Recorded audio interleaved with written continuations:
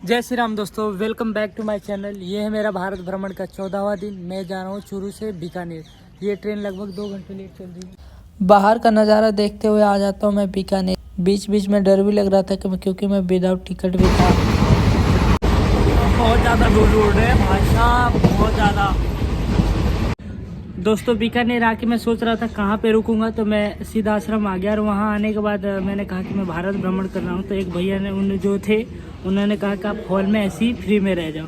तो मैं हॉल में रुका हूँ भाई, दिखाऊंगा बाद में। अभी चल रहा हूँ जूनागढ़ फोर्ट की तरफ। चलो ठीक। तो भाई लोग मैं खा पी के अब जूनागढ़ फोर्ट आ चुका हूँ। इसका इतिहास देखो, चंद्रगुप्त मौर्य से लेके भारत के विभाजन तक है। इसका निर्माण चंद्रगुप्त मौर्य ने 300 इसके बारे में मुझे पता नहीं है, अभी मैं बाद में बता दूंगा। जब तक ये देख लो। ये देखो, इस किले के चारों तरफ सुरक्षा के दृष्टिकोण से इतने बड़ा गड्ढा है। और ये रहा जूनागढ़ फोर्ट। इसकी कहानी बहुत लंबी है, मैं बताते जाऊंगा धीरे धीरे आपको। इस किले का निर्माण 319 ईसा पूर्व में चंद्रगुप्त मौर्य द्वारा करवाया गया था। 26 शताब्दी तक उपयोग में रहने के बाद इस किले को 300 वर्षों तक छोड़ दिया गया था।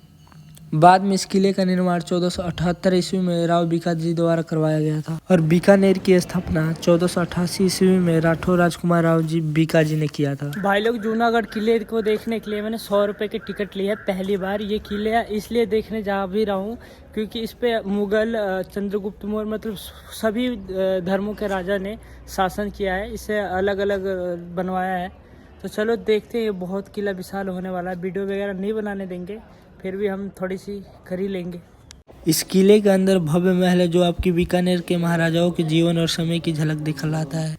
इस सीढ़ियों से हम चल पड़ते हैं आगे की तरफ और पतली गलियों से हम पहुंच जाते हैं इस रंग बिलास महल में। ये वाला महल लाल बलुई पत्थर से बना है जो देखने में काफी खूबसूरत लगते हैं। वही है जूनागढ़ का दूसरा महल है जो वो काफी खूबसूरत है। ऊपर व्हाइट कलर से और नीचे रेड कलर से बना हुआ है। ये जो दिख रहा है, इसमें होली होती थी। राजा बीच में बैठते थे और चारों तरफ से गुलाल और पानी डाला जाता था। ये है राजा का रंग महल जहाँ पे राजा बैठते थे और उनके सेवक उनके लिए पंखे हिलाते थे। ये है फूल महल जहाँ पे राजा अपने इष्ट की आके पूजा वगैरह करते थे। और ये वाला रूम बहुत सही तरीके से सजाया गया, मतलब इसमें काफी अच्छी तरह से पेंटिंग की गई है। हाथी के दांत द्वारा बीका राव जी के पैरों की खड़ाई बनाई गई है। वहीं पे उनके तलवार भी रखे गए हैं। बादशाहों के द्वारा हिंदू राजाओं को दिए गए ये कुछ सिंबल्स पीतल के बने हैं। माही मराठी इनका नाम है। राजा जब कहीं बाहर जाते तो ये सिंबल्स उनके साथ में लेके चला करते थे। अलग अलग शेप में है, देवी के रूप में, शती के रूप में, राशि के रूप में, अलग अलग रूप में ये सिंबल्स। ये अनूप महल है, महाराजा अनूप सिंह जी के द्वारा बनाया गया। 1669 का ये पार्ट। 1669 सामने जो आप नक्काशी देख रहे हैं, ये सारा गोल्ड वर्क है। महाराजा अनूप सिंह जी ने गोलकुंडा हैदराबाद का किला फतेह किया था, तो वहां से आने के बाद ये पार्ट बना। वही नीचे जो आप कारपेट देख रहे हैं, ये 150 ईयर्स पुराना कारपेट है जो बीकानेर जेल के कैदियों द्वारा बनाया गया। इसी जगह पे क्षत्रिय, ब्राह्मण, लैला मजनू जैसी फिल्मों की शूटिंग की गई है। और सामने जो आप शीशे देख रहे हैं, ये बेल्जियम के शीशे हैं, रिफ्लेक्टर शीशे। इन शीशों के आगे दीपक जला के रखे जाते थे ताकि क्रॉस में रोशनी आ जाए। और ये पीछे वॉलनट डोर है जो कश्मीर से लाए गए। फोटो निकाल लीजिए, फिर बाहर के द्वारा बनाया गया। पूरे रूम के अंदर बाथरूम और बिजली की पेंटिंग की गई है। संगीत के समय स्मेल का यूज किया जाता है। महाराजा सरदार सिंह जी को संगीत का बड़ा शौक था, तो अकेले यहाँ बैठ के रियाज किया करते थे, प्रैक्टिस किया करते थे। यहाँ एक तरफ उनकी वीणा रखी गई है, दूसरी तरफ गिटार रखा गया है। बीच में भगवान विष्णु की मूर्ति है जो कि गोलकुंडा हैदराबाद से लाई गई है।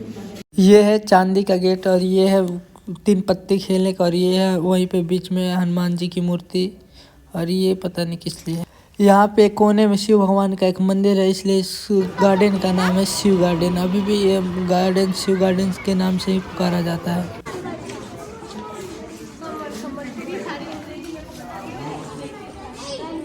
यह है कृष्ण भगवान का झूला जो कृष्ण जन्माष्टमी के दिन भगवान को झूलाया जाता है। और ये जितने भी डोल देख रहे हैं, ये सारी एक तार से जुड़ी हुई है और ये सारी की सारी नाचने लग जाती है जब झूला हिलता है तो।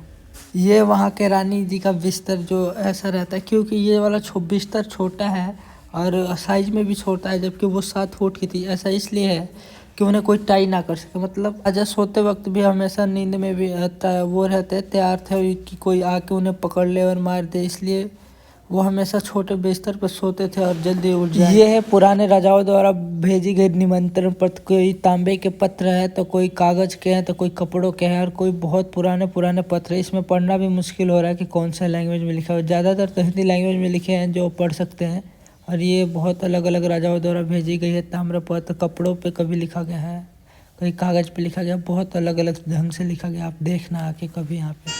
भाई वहाँ पे इतने महल थे कि मैं उनका नाम भी भूल चुका हूँ। ये देखो, ये सारी मशीन गन बंदूक है जो प्रथम विश्व युद्ध में उपयोग में आई थी। ये देख लो, अभी भी इतनी तगड़ी बंदूक अपने देश में कम ही बनती होगी। यहाँ पे ऐसी बहुत सारी बंदूक वगैरह रखी गई, तलवार, बाग, नक्खा, हर प्रकार के हथियार वगैरह रखे हुए हैं। तो आप आना तो जब देखना। और ये जो बंदूक रखी गई है वो बहुत पुरानी और इनकी हाइट जो है मेरे से भी ज़्यादा है, मतलब 5-6 फीट के आसपास है इन बंदूकों। वहीं पर आपको सैनिकों द्वारा यूज में आने वाले तीर धनुष भी देखने को मिल जाएंगे। यहाँ पे ये भी दिखाया गया है नकाब वगैरह और ये भी एक फोटो के द्वारा दिखाया गया है कि जब राजा निकलते थे वहाँ का पब्लिक वगैरह कैसी चलती थी और कैसे राजा वगैरह का सवारी चलती थी। ये है जो अंग्रेज सब शासन कर रहे थे जब हमारे देश में जो राजा थे वो ऐसे कपड़े पहनते थे। और अभी जिस जगह मैं खड़ा हूँ वहाँ पे राजा की दरबार लगता था, लेकिन ये जो हेलीकॉप्टर है प्रथम विश्व युद्ध का है, बाहर रखा गया था। लेकिन जब ऐसे खराब हो रहा था तो अंदर की तरफ कर दिया गया था। ये है राजा का गद्दी और यहाँ पे राजा बैठते थे और इसके सामने बिल्कुल दरबार लगता था। ये है राजस्थान का पहला इलेक्ट्रिक लिफ्ट जो अभी भी यहाँ पे सुरक्षित रखा हुआ। राजा रानी को एक जगह से दूसरे जगह ले जाने के लिए वहाँ पे पालकी, घोड़ा, मतलब सारी सवारी वगैरह भी है जो पुराने ज़माने में यूज होती थी। वो सारी चीज़ें यहाँ पे रखी गई है सुरक्षित। फिर मैं 1 घंटे बाद बाहर आ जाता हूँ। 100 रुपये लगा कि मुझे बेकार हो गया, लेकिन 50-50 है। वहीं मैं चलता हूँ बाहर रखे हुए तोप वगैरह को देखने। चलो आप लोगों को बाहर से भी दिखाता हूँ कि ये वाला जो महल है बाहर से कैसा दिखता है। ये देखो, इतना बड़ा महल है कि आप खो जाओगे, कहीं पता ही नहीं चलेगा। मैं भी खो ही गया था वैसे। तो ऐसे ख़त्म हो जाएगा आज का दिन।